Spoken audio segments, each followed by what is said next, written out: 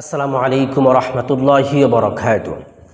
সম্মানিত দিনী ভাই বোন, আজকে আমরা আলোচনা করব যে কুরবানির পশু যদি চুরি হয়ে যায় অথবা কুরবানির পশুটি যদি মারা যায় অথবা কুরবানির পশুটি যদি হারিয়ে যায়, তাহলে সেই ক্ষেত্রে করণীয় কী? তাকে কি আবার পুনরায় কুরবানির পশু ক্রয় করতে হবে, নাকি এই ক্ষেত্রে তিনি কি করবেন? শরীয়তের দৃষ্টিতে ওনার করণীয় কী? সম্মানিত দিনী ভাই বোন, যদি কোনো ব্যক্তির কুরবানির পশু যদি চুরি হয়ে যায় অথবা যদি ঘটনাক্রমে কোনো কারণে মারা যায় অথবা হারিয়ে যায়, এই ক্ষেত্রে মাসআলা হচ্ছে, কুরবানি দাতা যদি বিত্তবান হয়, ধনী লোক হয়, তাহলে তাকে দ্বিতীয়বার আরেকটি কুরবানির পশু ক্রয় করে কুরবানি করা ওয়াজিব।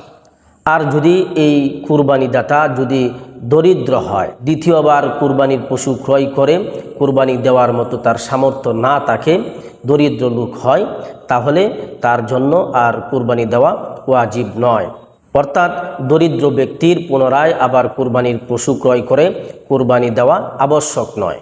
সম্মানিত দিনী ভাই বোন, এই ফতোয়াটি ফতোয়ায়ে বাদায়ে সনায়া গ্রন্থের 4 নম্বর খণ্ডের 199 পৃষ্ঠার মধ্যে রয়েছে।